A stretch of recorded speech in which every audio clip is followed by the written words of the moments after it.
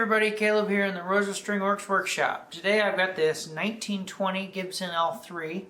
It's got a couple of problems we're going to look at, mostly glue related problems, and then it just needs a real good setup.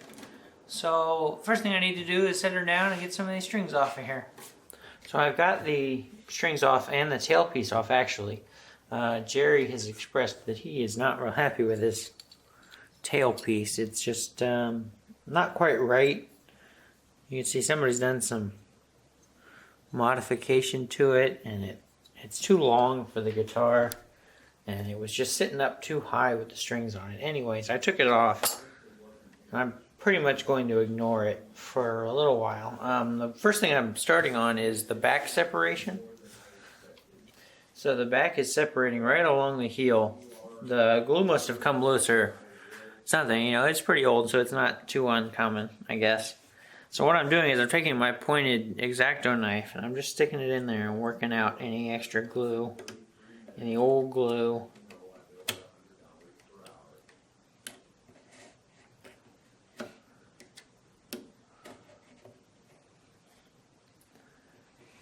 This will help me get it nice and clean, so when I go to put more glue in there, or new glue in there moreover, I can get a good clean connection and it should stick better. It looks like somebody has tried to repair this along the way. There's some really yellow looking glue. I think it's some kind of wood glue. Most of the time the really old glue looks pretty brown. This doesn't exactly look like the old hide glue. It might be though.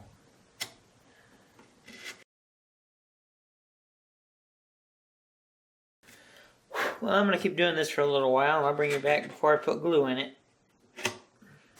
So I've got myself a scalpel blade in the big handle for my X-Acto knife, and I've been working that in, and it's been working pretty good because it's a little bit sharper and a little bit thinner. So I think I'm just about ready to stick some glue in here. You can see. And I can tell that it's now actually moving, whereas it was really stiff before it closes up a lot better. It's kind of hard to see on camera, I think, because of how dark it is, but it is there. So I'm going to try to get some glue in there now.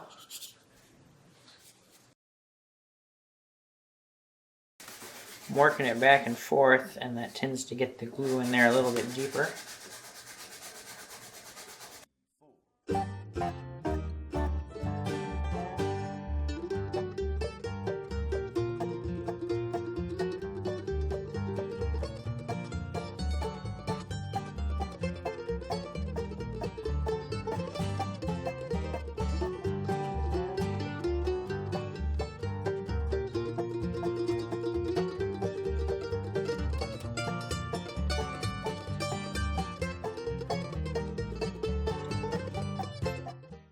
While the back is setting up, I'm kind of turning my attention to this crack on the top. And I've got these set up to pull the sides in a little bit. Right now they're not tight, they're just snug enough to hold it on there so I can still get some motion in here.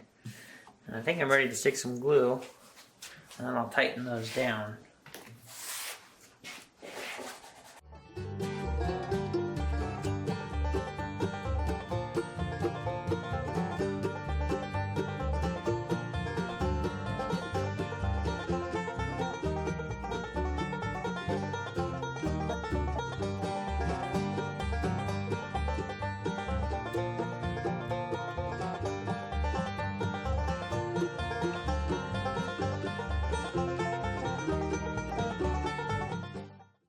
So this is set up for a couple of hours while I went to lunch, pretty much. You might have seen me put these wedges in here. I thought you might want to know what I was kind of doing there. And the reason I put this clamp on here was so I could put these wedges in to press this side down, because that helped it line up a little bit better. Definitely squeezed a little bit more glue out, so it was definitely a good idea.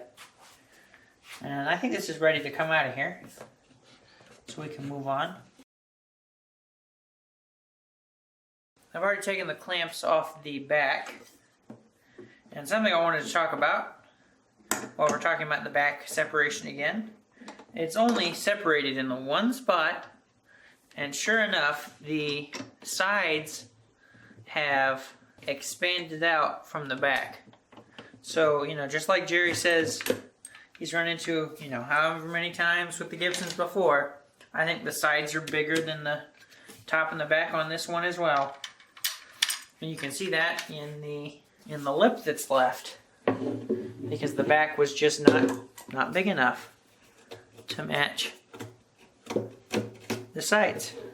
So that's just the way it's going to be. Now the next thing I'm going to do here is I have got some cleats made. I'm going to try to put a couple of cleats in on this crack. This might be a little bit of a intricate procedure. I'll try to show you the cleats. There you can see they're little diamonds. I've got a couple of these made and I've beveled the edges with the file. I cut these on the laser, so they're perfect little cleats. They're all the same size. And I will try to put them in here. This may be kind of difficult because of how small this hole is. I think I'm about here. So I'm going to try to get one in, at least there. I don't know that I can actually get any deeper, so... You know. I'd like to get at least one cleat on there just to help, you know, prevent it opening up again in the future. I will use a magnet to get that stuck, and I think probably the best way to do it would be put the magnet on the outside and then just kind of tape it down so it won't move, and then once I'm on the inside, it will stick to where I want it. So I'm going to get some magnets out, and then we'll take a look at doing this. So the thing I didn't mention, but I am going to try to do this, is the grain is running a particular direction on the cleat, and I'm going to try to get the grain running the opposite direction on the top. So at the top, the grain is running this way, but on the cleat, the grain will be running this way, and that'll stop the crack from going through the cleat.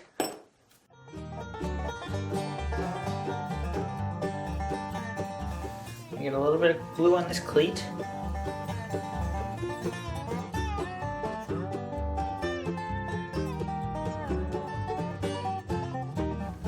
Figure out which side of the magnet I need to be on. And in we go.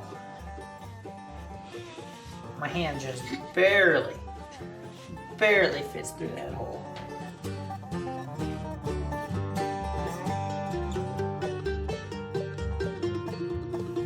There's that one. I want to put another one up in this area.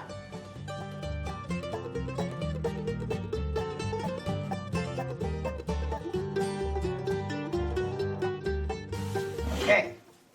So we'll give those two cleats a little bit of time to dry. It shouldn't be in the way for me to do anything else at this point, so I can work on getting everything else done for this thing. Let me get cleaned up and we'll move on. So I've been moving on with this guitar, and I don't know how well you can see this, but I'm on the back looking at the tuners, and 3 of them have regular flathead screws, and this one matched these other 2, but they're missing the screws, and it looks like someone tried to glue them in. And I think it's some kind of glue. I don't really think it's epoxy. It cuts a little easier than epoxy usually does.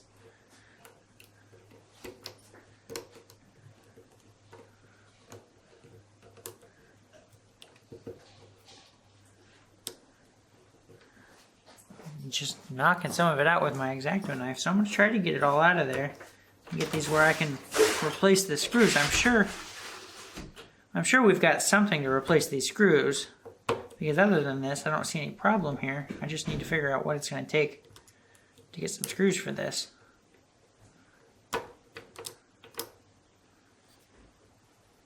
So I'll go ahead and get these cleaned out, and maybe once I get it out a little bit more I can show you a better look at this.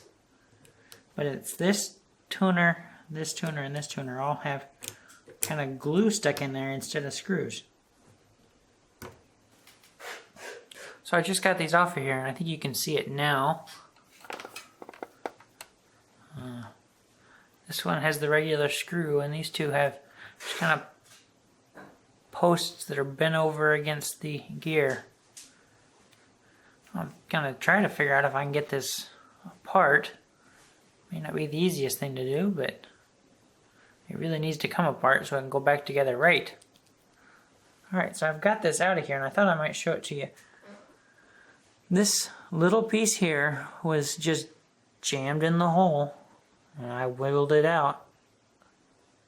So, it's a little piece of metal, so stay focused. Kind of odd, but easy fix. Just get some screws for it now. So I'll go get the tuner drawer and see if we can't find some screws. So these cracks are nice and closed up, but as I'm feeling in on the inside of this, I've noticed there's a brace that goes along here that I think is loose right at this end. I can feel it flex just a little bit, and I imagine getting glue in there is going to be a little bit difficult. So we'll have to come up with some creative way to get some glue underneath that brace. I think if we could get glue in there, I could wedge it against the bottom and that'll hold it clamped. It's just the getting in there with the glue. So I'm going to have a think about how we're going to do that. I don't have a whole lot to show because I can't show you the inside of the guitar very well, but I've been working with the scalpel blade and just the blade, been working it back and forth, getting it all clean underneath the brace, and it's worked pretty good. I've actually got a little wedge underneath one end of the brace, so it's lifted away from the top. I can get a brush in there and work it around, but I don't know that I can get a brush with glue on it in there and work it around.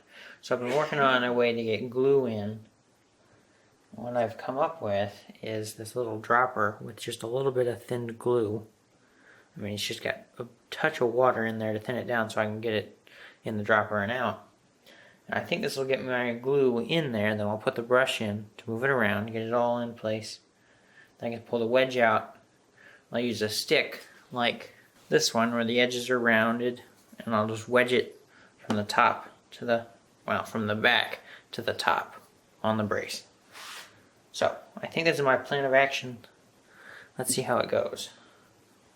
There's not going to be a whole lot to show here because I'm going to be mostly working inside the guitar.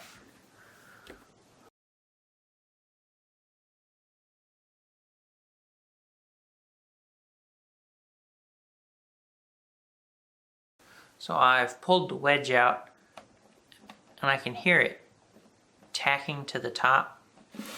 So that's good. The one thing I need to do before I stick my stick in to wedge it against it is make sure that there's no extra glue on the top of the brace, because I know that there is. So I'm going to get this little rag a little wet and give the top of the brace a wipe down so I don't end up sticking my stick to the inside of the guitar. I'm just going to put this in here and kind of wedge it like this.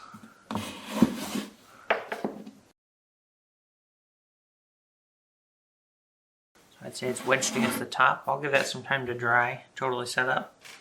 We'll see how that goes. Well, this set up while I went to lunch, so I'm going to go ahead and take the stick out of there. And we'll see if it's how it feels. And yeah, that feels good. I think that's nice and stuck, no longer loose. I'll make sure the other side isn't. I don't think it is. I don't think the other side's loose, so I think that's good. I think we did a good job there. So a little bit of an update as to where we are with this thing. You might remember this had this tailpiece on here, and Jerry really didn't like the look of this thing. And I don't disagree with him. Somebody cut it off at the back, and it's just kind of a cheap old thing. You know, not original looking at all. So we've actually ordered a tailpiece for this that'll look more like the one that came on it originally. Or at least one that's more vintage looking and a little bit nicer as well. So I'm really waiting for that to come in before I can get started on the setup because I need the tailpiece. Besides that, there's not a whole lot left for me to do until that gets in here so I can work on the setup. There are a couple of frets that are coming up, deseating from the fretboard, so I need to make sure that I can get those back in. I'll probably just press them down and CA glue them. but there might be something kind of in the way. This particular fret right here, I'll zoom in on it, is not wanting to go back in. I've been working on it for a little bit, and I think that there's something underneath it, so I might have to do some surgery here to get this to go back down. We'll see. So here was my idea to press this fret back in, and it seems to have worked. The bottom of the clamp is on the neck block, so it's not just on the open part of the guitar. And then the top is pressing down on that fret, and it seemed to have pressed it back down in there, so that's good. I think that was the worst one, and everything else got pressed down real easy. So I think we're good with that. We'll see what we can do next. So I'm back to work on this L3. It's been a little bit. I think I told you that Jerry wasn't liking this old tailpiece, so we went ahead and ordered a new one, and this one's definitely a lot nicer, and it's got a new attach point. And anyways, I have to move the end pin. It wasn't centered anyway, so I'm not too worried about it, but I'm going to go ahead and fill this. I've made a plug I'm going to use, so I'm going to get going on that. We'll put some glue on it and stick it in there.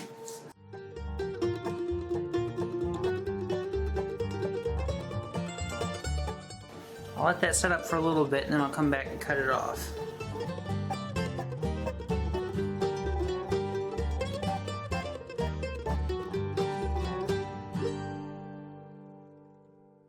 So I'm working on getting this L3 set up, and you might remember the bridge had some pretty ugly shims underneath of it. I've got one of them left here. Rather than go out and get a new bridge and spend money we really didn't need to spend, especially after we got a brand new tailpiece, I just went ahead and glued some new shims on. They're rosewood, they match, you can hardly tell the difference. I think it's going to look a lot better this way. The only thing is I have to get these to match top, which I would have had to have done on the old ones anyway because they didn't match. So I've got a piece of sandpaper on the top here, getting it right where the bridge is, and I'm just working this back and forth to make the feet fit the top of the guitar. Bring you in a little bit closer so you can kind of see. I'll try to do this backwards so you can see what I'm doing. Just working it back and forth. It's hard for me to do with my left hand, so you see it, but I'm just working it, and it sands off the high spots. You can, well, I don't know if you can see it, but I can see it's kind of shinier in here. It's working on the insides where the feet are high, and then eventually I'll get it down to where it sits perfectly flat on the top.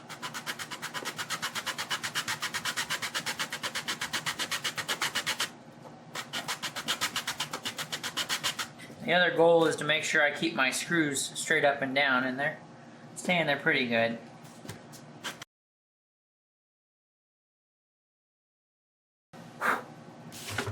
Sometimes I'll take it off, and then I'll set the bridge on there.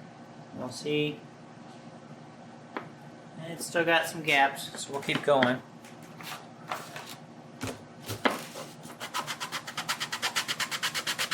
I'll just keep at this until I get it sitting perfectly flat. So I'll bring you back after I'm done sanding.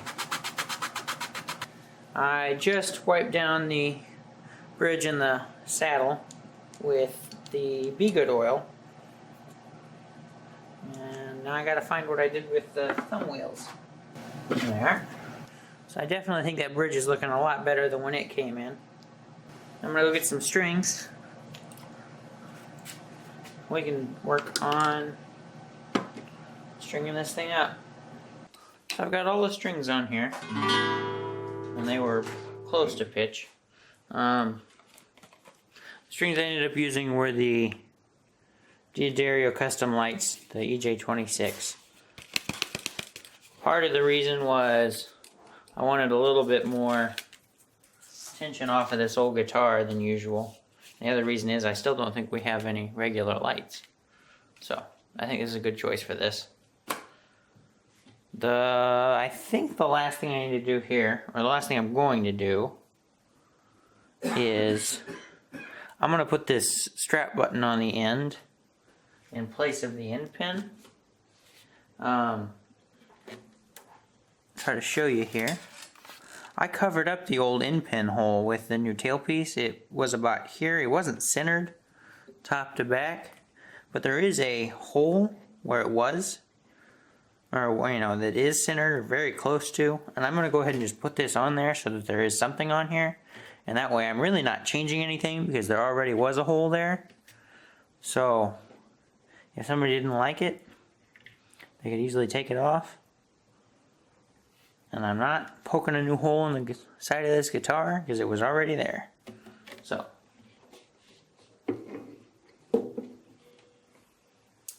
that's what I'm going to do as soon as I figure out where I'm going to hold it.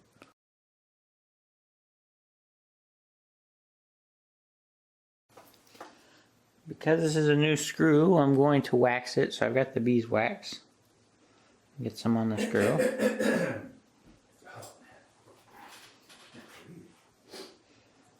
And then we'll just put this in here.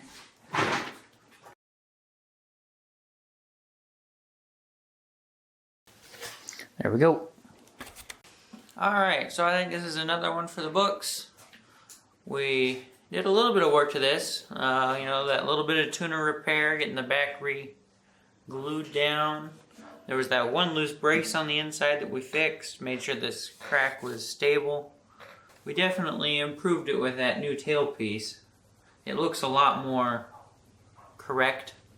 Definitely a lot nicer. I think maybe I'll wipe it down with some linseed oil one more time before it goes. But I thought I'd let you hear it a little bit.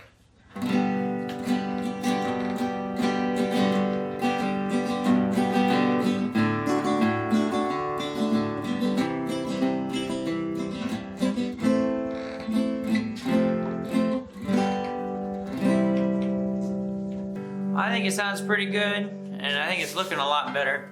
So this thing should be just about ready to go on its way. Hope you enjoyed watching this little bit of work on this Gibson L3. If you did, a thumbs up would be much appreciated, and even more would be a subscribe. Thanks for watching.